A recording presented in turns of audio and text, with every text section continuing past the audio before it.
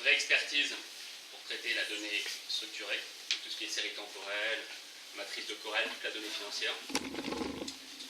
Mais qu'en faisant ça, en fait, il restait aveugle sur 80% de la valeur. Pourquoi? Parce que 80% de la donnée qu'ils avaient à disposition, c'était de la donnée non structurée. Toute la donnée qu'on a dans les mails, dans les flux news, dans les scans de documents, dans la donnée qu'on crawl sur le web, dans les enregistrements des conversations téléphoniques, etc. Et en fait, la banque, quand elle voulait traiter cette donnée-là, elle était coincée. Parce que d'un côté, il y avait énormément de choses, énormément d'API chez Google, chez Microsoft, pour les aider à faire, par exemple, la traduction, le speech to text. Mais deux problèmes. Le premier, c'est qu'elle n'avait pas envie d'envoyer sa donnée sensible à l'extérieur, d'envoyer ses contrats dans l'API de traduction de Google. Et la deuxième raison, c'est parce que les API qui existent sur le cloud, c'est des API qui sont généralistes, et donc qui ne fonctionnaient pas bien sur leur vocabulaire verticalisé, qui était le vocabulaire financier. Et donc ce qu'on a fait, c'est qu'on a remonté en interne un cloud AI, donc un ensemble d'API qui permettent de faire la traduction, le speech to text, la reconnaissance d'entités nommées, la classification de texte, etc.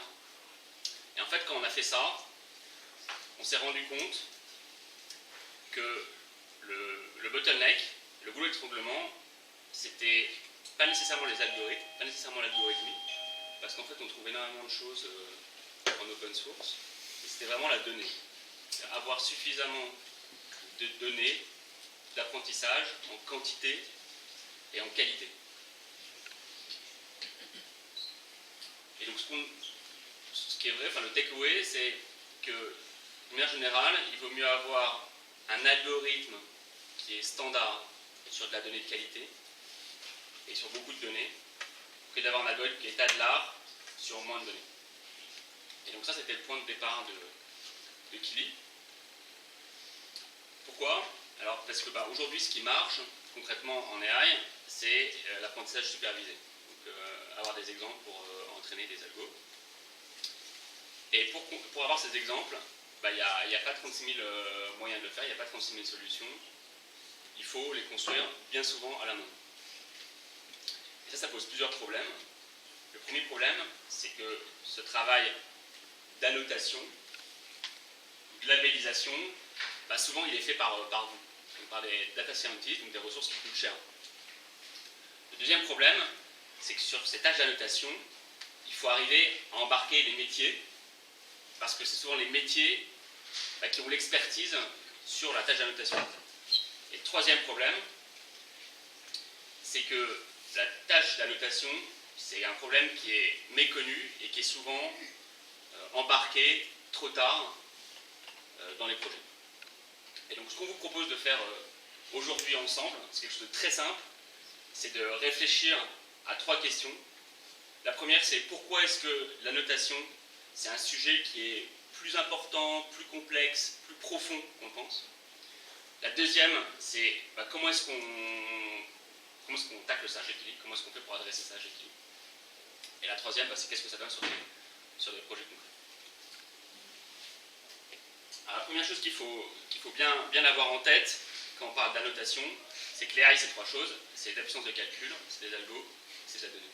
La puissance de calcul, c'est quelque chose qui est largement disponible avec le cloud, avec les GPU, les TPU, donc c'est plus un problème. L'algorithmie, je le disais en préambule, aujourd'hui, on trouve sur GitHub, sur à peu près toutes les tâches de machine learning, des algos qui sont à peu près état de l'art. Par exemple, en traduction, vous pouvez utiliser un framework qui s'appelle OpenNMT. Derrière, il y a Harvard et Assistran, et ils vous proposent les dernières architectures pour faire la traduction. Donc c'est plus vraiment un sujet. Et puis après, il reste la donnée. Et la donnée, alors aujourd'hui, on a énormément de données, parce que toute l'information du monde, elle est à peu près enregistrée au format numérique, donc elle est disponible et utilisable a priori par des ordinateurs. Mais cette donnée, elle n'est pas structurée pour pouvoir faire apprendre des algos naturellement. Alors, c'est pas vrai dans quelques entreprises. Il y a quelques entreprises, comme par exemple Facebook, qui ont réussi à crowdsourcer leur annotation. C'est-à-dire quand on upload chaque jour à peu près entre 1 milliard et 1,5 milliard d'images sur Facebook, sur le site de base bleu, Et après cette donnée, ben, on tag des visages dessus, on la commente. Donc on crée pour Facebook une base gigantesque d'apprentissage qui fait qu'aujourd'hui, ben, ils sont leaders sur la computer vision. Mais ça, c'est pas vrai dans la plupart de nos entreprises. Dans la plupart de nos entreprises, on n'a pas la chance de pouvoir crowdsourcer. Et la donnée, elle est disponible, mais pas structurée dans des bases de données souvent en silo.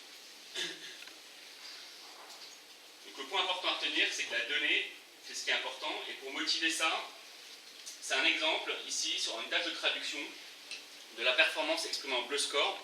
Donc le bleu score, plus c'est haut, mieux c'est. D'un algo à gauche, l'algo de traduction de Google, donc celui que vous utilisez tous les jours. Et à droite, le même algo, mais spécialisé sur du vocabulaire financier. Et donc on voit déjà que, bah, avec un petit travail, un petit effort d'annotation, on arrive à gagner 25-30% de performance. Donc la première chose la deuxième chose à bien comprendre au sujet de l'annotation, c'est que l'annotation, c'est trois choses. C'est des interfaces, c'est du contrôle de la qualité, et c'est des humains. Et pourquoi est-ce que c'est compliqué? Des interfaces. Comment est-ce que je fais pour avoir des interfaces qui sont suffisamment user-friendly pour donner envie à des gens, à longueur de journée, de labelliser? Comment est-ce que je fais pour avoir des interfaces qui me permettent de faire de manière simple des tâches compliquées, comme par exemple annoter des entités dans un document de plusieurs pages, comme lier les entités entre elles, ou sur des tâches de computer vision, comment détourer au pixel près des objets dans des images. Comment est-ce que je fais pour faire des tâches compliquées comme celle-ci sur des devices qui vont du MacBook Pro avec un trackpad au PC avec une souris? Comment est-ce que je fais pour avoir des interfaces qui conviennent aussi aux data scientists et qui permettent à une tâche d'annotation de s'insérer dans un workflow de modélisation? Comment est-ce que je fais pour avoir des interfaces qui permettent de traiter les différentes tâches de nos projets de machine learning, qui mixent souvent différentes sous-tâches, de la classification, de la reconnaissance d'entités nommées, un peu de traduction, etc. Deuxième point, la qualité. Comment est-ce que je fais pour être sûr que les gens à qui je confie ma tâche de notation ont bien compris ce que j'attends d'eux et pas dans une mauvaise direction? Comment est-ce que je fais pour contrôler la qualité, même si moi-même je ne connais pas la vérité, s'il n'y a pas sur la tâche d'annotation une vérité? Par exemple sur les tâches de sentiment, d'analyse de sentiment. Et enfin les labellisateurs, comment est-ce que je fais pour gérer les droits d'accès au cours d'un workflow d'annotation aux différentes personnes que j'ai besoin d'embarquer? Et j'ai besoin d'embarquer beaucoup de personnes, parce que les tâches d'annotation dont on parle, des tâches d'annotation typiquement de plusieurs dizaines, plusieurs centaines de milliers de documents. Donc si on arrive à répondre à toutes ces questions-là, on n'a pas fini. Parce que si on n'est pas capable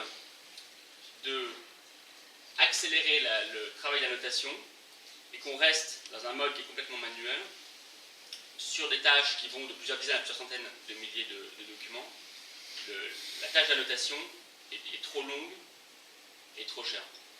Donc comment est-ce que je fais pour accélérer, par exemple avec du machine learning, la tâche d'annotation? Comment est-ce que je fais pour tirer parti de la complémentarité naturelle qui existe entre l'homme et la machine, où l'homme va être bon sur des tâches qui demandent de l'intelligence, mais va être très mauvais sur des tâches répétitives, parce qu'il va vite se fatiguer et faire des erreurs, et où la machine, réciproquement, va être bonne dès qu'elle a la répétition. Si on arrive à répondre à toutes ces questions, on arrive à produire un dataset dans un temps suffisamment court qui permet d'entraîner un modèle. On n'a pas pour autant fini. Comment est-ce que je fais pour, sachant que la performance de mon modèle ne sera pas de 100%, et puis ce ne sera pas 100%, ce sera peut-être sur les tâches de reconnaissance d'entités nommées autour de 80%, comment est-ce que je fais pour convaincre les métiers de mettre en production, de m'autoriser à mettre en production mon modèle? Comment est-ce que je fais pour assurer le monitoring